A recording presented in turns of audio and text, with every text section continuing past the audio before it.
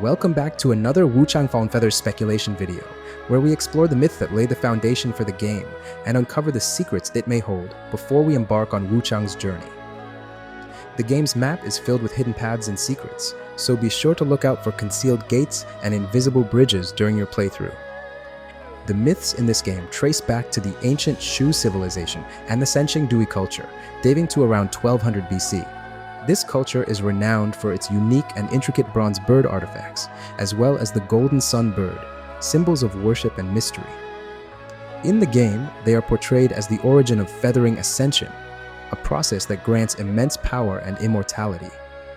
However, when humans later discovered this method, they became afflicted by a curse known as feathering, which slowly transforms them into grotesque, monstrous beings. The blue feathered shaman seen in the trailer wears a dragon-shaped crown reminiscent of artifacts from that era. She is described as the leader of the avian clan, proud, powerful, and viewing humans as nothing more than prey. 1,000 years ago, Zhao defeated the former leader of the avian clan and seized their sacred artifact. Since then, every successor of the avian tribe has vowed to reclaim it. Fans of Romance of the Three Kingdoms will recognize Zhao as a famed general of Shu Han who lived around the 3rd century AD.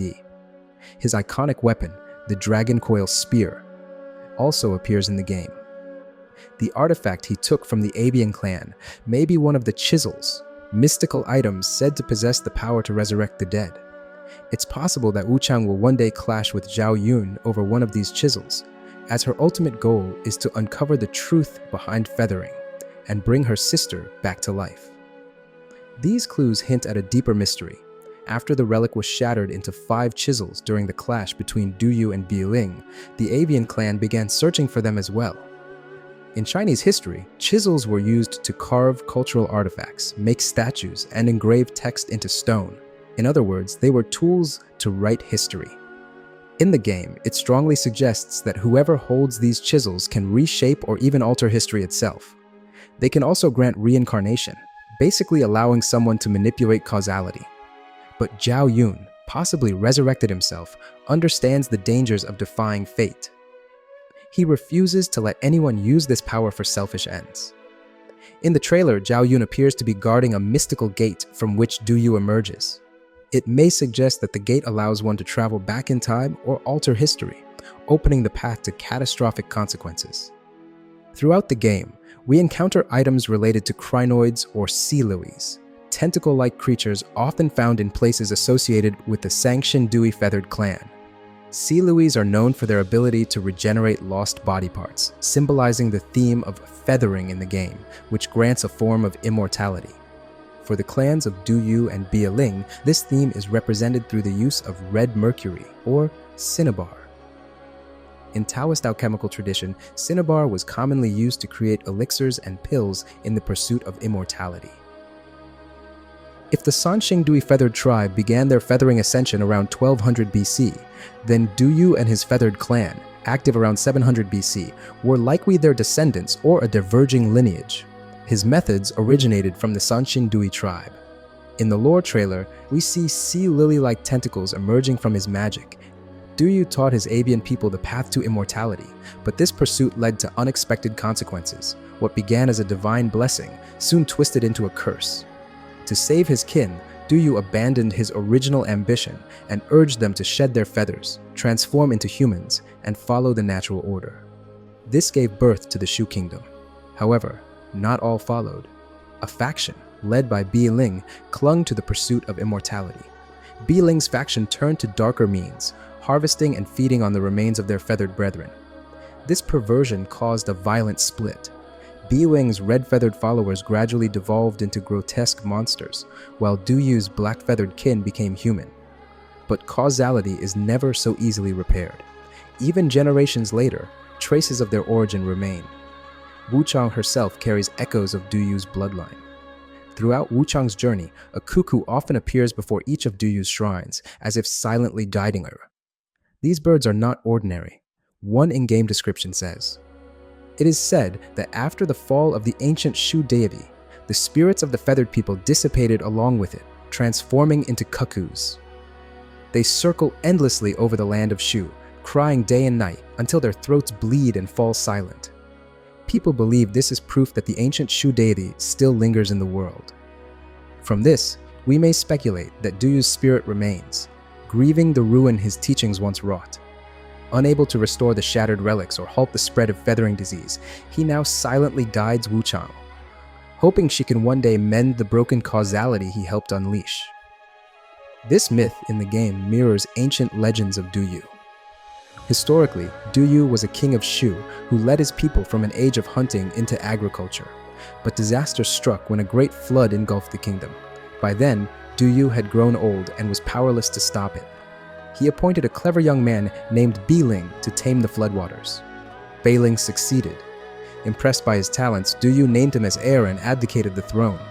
But power changed Bai Ling. He grew proud, arrogant, and careless of the people's suffering. Duyu, distressed by what he saw, returned to the palace to offer counsel, but Bie Ling, fearing his old mentor might reclaim the throne, ordered the gates closed to him. Duyu died a few years later, heartbroken. But the legend says his soul did not rest. Transformed into a cuckoo, he wept for his people, his cries echoing through the valleys, each note shedding a drop of blood. And so, both in legend and in the game, Duyu remains, grieving, still searching for redemption through the one who walks the path after him, Wuchang. Bai Wu Chang's name means white impermanence, one of the two deities in Chinese folk religion. Black and white impermanents are divine figures tasked with escorting the souls of the dead to the underworld and enforcing karmic retribution, both good and bad. By adopting this name, Wuchang positions herself as one who delivers evil spirits to hell. However, she too dances with karmic punishment through the game's Skyborn Might and Madness system. The game introduces a fascinating way of letting players toy with fate and karma. Skyborn Might builds up after every perfect dodge, encouraging players to take more risks in exchange for greater power during combat. But if we die too often, the madness gauge begins to fill.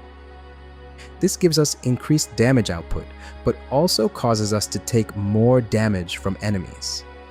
Once the gauge is full, it unleashes an inner demon, echoing karmic retribution from the underworld. If we're killed by this demon, we lose everything we've worked for.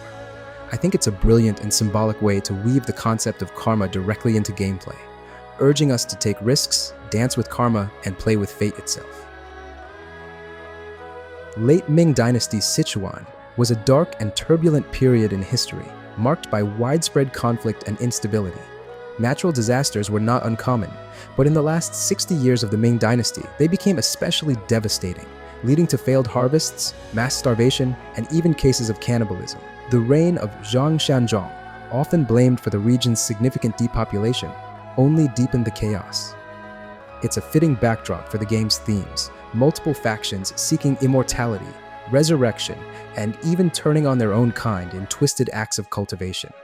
There are places in the game that echo this eerie legacy, such as a palace dating back to the Tang Dynasty and ancient engraved stones suggesting that even Tang Emperor Xuanzong, Ming Emperor Changzhen, and Zhang Xianzhong's Great Western Army once came here in pursuit of eternal life. In their wake, the cursed ancient feathering disease spread across the land. This is a tale of desire, the yearning to transcend mortality, only to meet ruinous ends. No matter how powerful one becomes, meddling with the law of causality never comes without consequence. We will soon witness these stories unfold when the game launches in just a few days. Stay tuned for more.